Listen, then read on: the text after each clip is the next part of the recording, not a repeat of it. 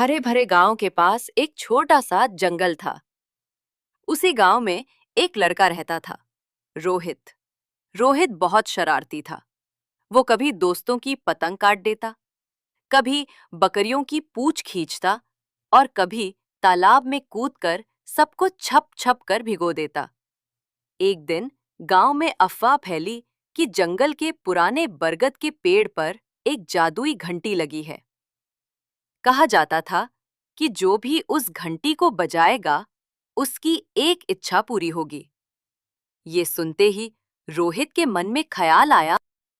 अगर मुझे वो घंटी मिल जाए तो मैं गांव का राजा बन जाऊंगा। आगे सुबह वो अकेले ही जंगल की ओर निकल पड़ा, लेकिन रास्ते में उसकी मुलाकात मीना तोते और चीकू खरगोश से हुई। दोनों ने पूछा, कहाँ जा रहे रोहित? रोहित बोला, बस ऐसे ही, थोड़ी सैर पर। असल में उसने झूठ बोला ताकि कोई और घंटी तक ना पहुंच सके। बरगद के पेड़ तक पहुंचते ही उसने देखा कि घंटी सच में वहां लटक रही है। वो खुशी से उछल पड़ा और पेड़ पर चढ़ने लगा। तभी एक बुद्धिमान उल्लू ऊपर से बोला, सावधान रोहित, ये घंटी केवल अच्छे काम करने वालों की इच्छा पूरी करती है। स्वार्थी और शरारती लोगों को ये सजा देती है। लेकिन रोहित ने उल्लू की बात को मजाक समझा और झट से घंटी बजा दी। उसने मन ही मन इच्छा की, मैं गांव का राजा बनना चाहता हूं।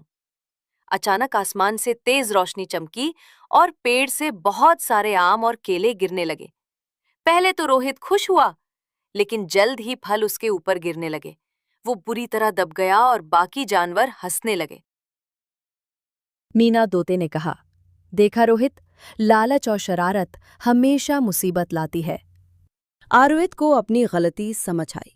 उसने हाथ जोड़कर घंटी से माफी मांगी और कहा, अब मैं सबकी मदद करूंगा, शरारत नहीं करूंगा। इस बार घंटी ने उसकी सच्चाई पहचानी और उसकी मदद की। सारे फल गायब हो गए और रोहित आजाद हो गया। उसने खरगोश की खोई गाजर ढूंढकर लौटाई, तोते के लिए बीज इकट्ठे किए और हाथी की सूंड की सफाई भी कर दी।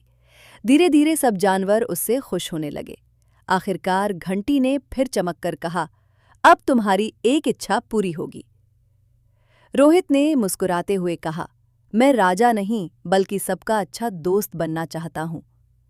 घंटी ने उसकी इच्छा पूरी की। उस दिन से रोहित गांव का सबसे प्यारा और मददगार लड़का बन गया।